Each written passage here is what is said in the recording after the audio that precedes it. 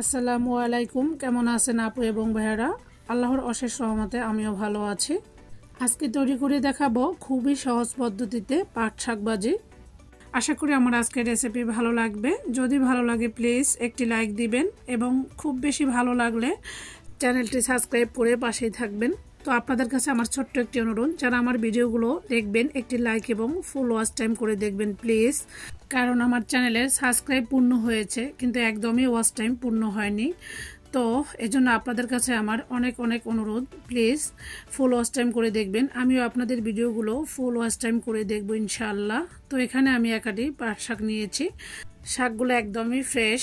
তো এখন আমি শাকগুলো ডাটা থেকে ছাড়িয়ে নিব।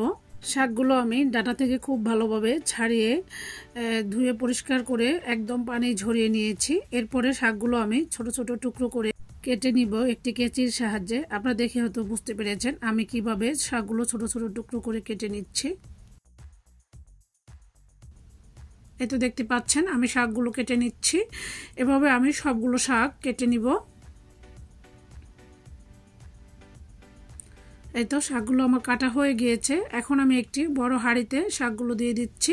আমি এখানে অর্ধেকটা পরিমাণ শাক দিয়ে দিচ্ছি। এরপরে আমি দিয়ে দিব এখানে প্রথমেই কিছু রসুন কুচি, দিয়ে দিব পেঁয়াজ কুচি অল্প পরিমাণে। এরপরে দিয়ে দিচ্ছি দুটি কাঁচামরিচ মাঝখান দিয়ে ফালি করে ছোট ছোট টুকরো করে নেওয়া। এরপরে বাকি শাকগুলো দিয়ে দিচ্ছি রসুন কুচি। এরপর দিয়ে দিচ্ছি কিছু কাঁচামরিচ ফালি করে নেওয়া এবং কিছু পেঁয়াজ কুচি করে নেওয়া। তো এখানে ঝালের পরিমাণটা আপনারা কে কতটা খেতে পছন্দ করেন সেটা বুঝে কাঁচামরিচটা অ্যাড করতে পারেন। এরপরে দিয়ে দিচ্ছি স্বাদ মতো লবণ। এরপরে আমি হাই হিটে শাকটাকে খুব ভালোভাবে ভাপ দিয়ে নিব। এখানে আমি কোনো রকমের ঢাকনা ব্যবহার করব না। একটি টিপস হচ্ছে, শাকে কখনোই ঢাকনা ব্যবহার করতে হয় না, তাহলে শাকের সবুজ কালারটা নষ্ট হয়ে যায়, তখন আর শাক খেতে আমার কাছে একদমই ভালো লাগে না। এই তো দেখতে পাচ্ছেন শাকটা আমি একবারে খুব ভালোভাবে নেড়ে চেড়ে সেদ্ধ করে নিচ্ছি। এই তো শাকটা আমার সেদ্ধ করা হয়ে গিয়েছে। শাক সেদ্ধ করার সময় পেঁয়াজ রসুন কাঁচামরিচ দিলে শাকটা খেতে অনেক বেশি মজার হয়। এখন আমি এখানে 2 টেবিল চামচ সয়াবিন তেল দিয়ে দিচ্ছি 3টি শুকনো মরিচ। যারা শাকের মধ্যে শুকনো ঝালটা খেতে পছন্দ করেন তারা দিয়ে দিবেন, আর যারা পছন্দ না করেন তারা স্কিপ করে যেতে পারেন।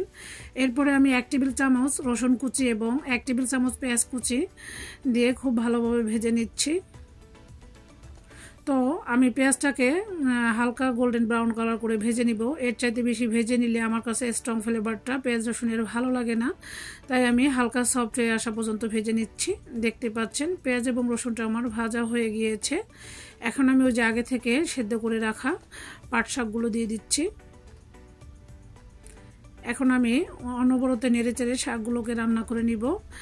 শাকগুলো উল্টে পাল্টে নেড়েচেড়ে নেবেন না, এভাবে স্প্যাচুলার কর্নার দিয়ে শাকগুলো নেড়ে নেবেন। আপনারা দেখে হয়তো বুঝতে পেরেছেন আমি কিভাবে শাকগুলো নেড়ে নিচ্ছি। এভাবে নেড়ে নিলে শাকের প্রত্যেকটা অংশে মশলাগুলো খুব ভালোভাবে লেগে থাকে, এতে করে শাকটা খেতে অনেক বেশি মজার হয়। এরপরে শাকটাকে আমি কিভাবে নেড়ে নিচ্ছি আপনারা দেখে হয়তো বুঝতে পেরেছেন। শাকের মধ্যে এভাবে কোনো ভাঁজ পড়ে থাকলে সেই ভাঁজটাকে স্প্যাচুলার সাহায্যে এভাবে নেড়ে খুলে দিতে হবে, এতে করে শাকের প্রত্যেকটা অংশে মশলাগুলো খুব ভালোভাবে লেগে থাকে, এতে করে শাকটাও খেতে অনেক বেশি মজার হয়। তো দেখতে পেয়েছেন আমি শাকটাকে কিভাবে নেড়ে চেড়ে একবারে ঝোড়া ঝোড়া করে ভেজে নিয়েছি। তো এইভাবে শাক ভাজি করলে এই প্রচণ্ড গরমের মধ্যে 1 প্লেট ভাত অনায়াসেই খেয়ে ফেলা যায়, এতটাই মজার হয় এই শাক ভাজিটা। এই তো আমার শাকভাজি একদম হয়ে গিয়েছে। এখন আমি একটি সার্ভিং প্লেটে সার্ভ করে নিচ্ছি। দেখতে পাচ্ছেন মাশাআল্লাহ কতটা সুন্দর এবং লোভনীয় হয়েছে, দেখতেও একদম সবুজ কালারটা রয়ে গিয়েছে। এভাবে শাকের কালার সবুজ রেখে শাক ভাজি করলে আমার কাছে দেখতে যতটা মজার হয় খেতে তার চেয়েও বেশি মজার হয়। তো আমার আজকের ভিডিওটি কেমন লেগেছে অবশ্যই কমেন্ট করে জানাতে ভুলবেন না। এবং আপু ভাইরা আপনাদের কাছে আমার একটি রিকোয়েস্ট, আপনারা যারা আমার ভিডিওটি দেখেন একটি লাইক এবং ফুল ওয়াচ টাইম করে ভিডিওটি দেখে নেবেন। আজকের মতো তাহলে এখানেই বিদায় নিচ্ছি। আল্লাহ হাফেজ।